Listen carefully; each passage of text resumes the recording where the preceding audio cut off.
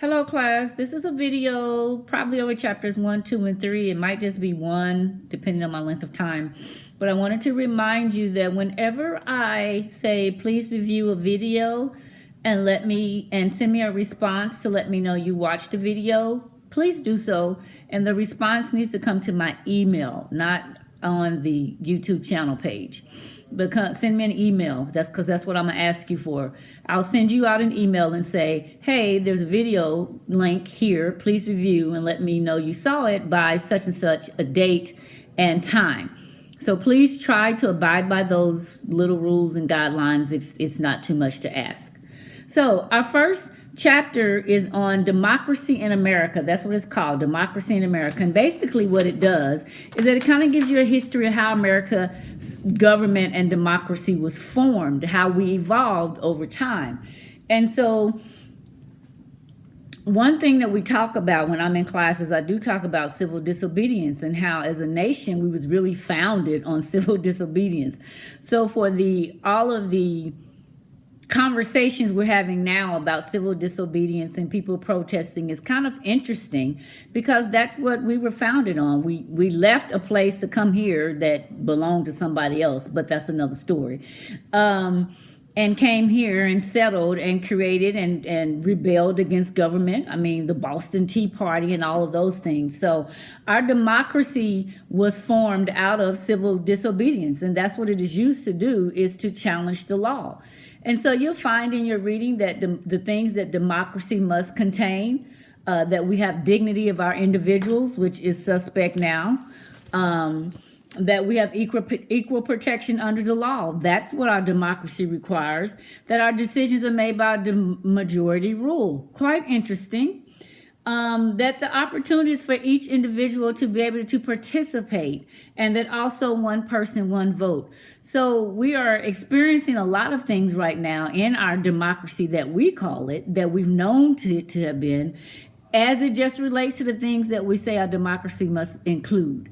And so as you are reading, I want you to be thinking about, how are we as a nation? Are we following the things that set us apart from other countries around the world? So there's two things. You have natural law, which talks about how we're a society governed by ethical principles. The people that had something to do with that, Locke and Hobbes, and how they developed our social contract theory. And then you have politics. The politics of the definition says who gets what, when, where, and how. That is what politics is. Who gets what, when, where, and how do we get it? Our allocation of resources, those sorts of things. Government uses force to carry out the decisions. An organization that is extended to the entire society. So everyone in society should be able to benefit from government. The author of our book asked the question, that we're a land of laws and not of people. Our Constitution limits what our government can do in terms of intervening on what those rights are. We know what our First Amendment right is: freedom of religion, freedom of the press, freedom of speech, freedom to assembly, freedom to petition. And so it's interesting that we have these rights guaranteed on our First Amendment, and yet it seems as though some of those rights are not being afforded to all. For example, our freedom of religion. We should be able to worship how we want to worship because we have a freedom of religion. There's not one religion that's assigned to the United States of America. Contrary to popular opinion and popular belief, the fact of the matter is that there is not one religion assigned to the United States of America. And I'll take a pause right here to say, one of the things I want you to remember as you are having conversations with friends and family and whatever, that there can be different opinions, but there cannot be different facts. And although we may have an opinion about the facts are what they are. They are just that. So we have to go with what we have. And so our Constitution has given us some freedoms that we all are supposed to be able to enjoy, although we know at the beginning that didn't include everyone. And so in order to keep our society from becoming lawless and just doing whatever we're supposed to do, want to do, the government is in place to help preserve peace and secure peace. Well, that's an interesting idea considering where we find ourselves in our democracy today.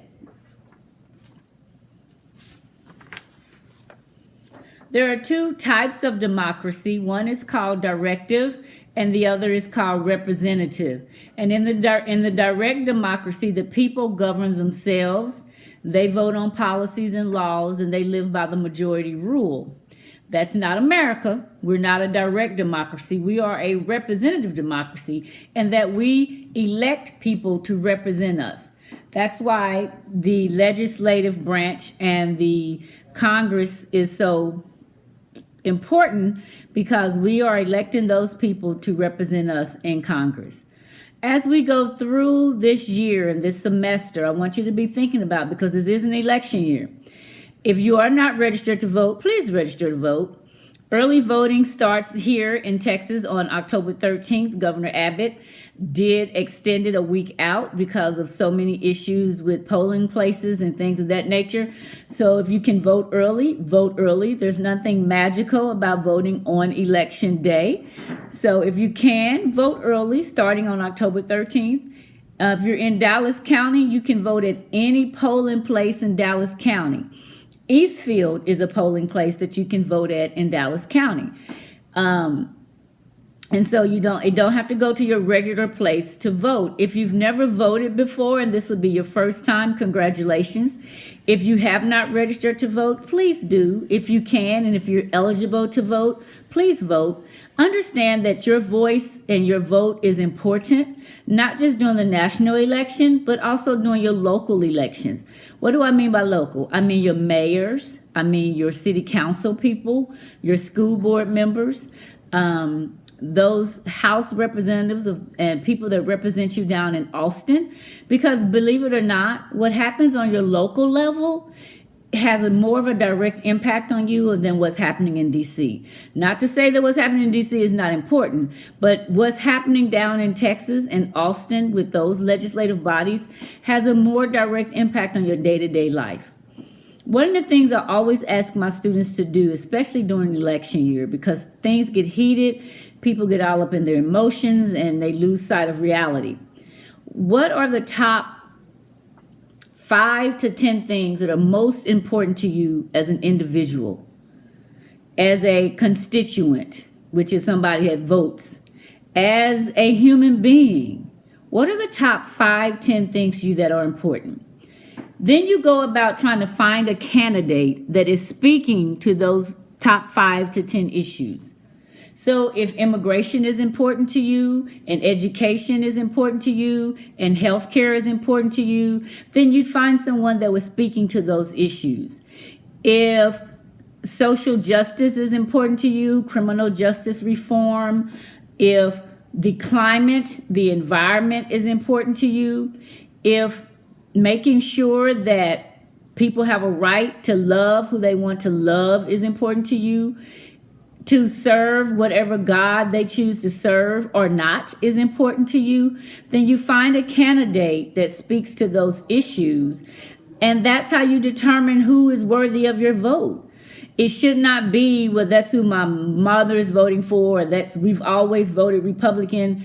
If your ideas don't line up with the Republican platform today, then you may have to do something different.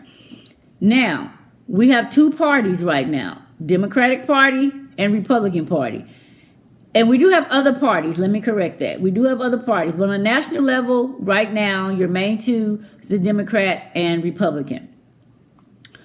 If you choose to vote for anyone outside of those 2, then you're doing yourself a disservice, because the chances of them getting elected is not very high. So you don't want to waste the vote or throw a vote away as a protest to who you don't like, because you don't like Joe Biden or Donald Trump, which I understand, trust me. But I want you to be an informed voter.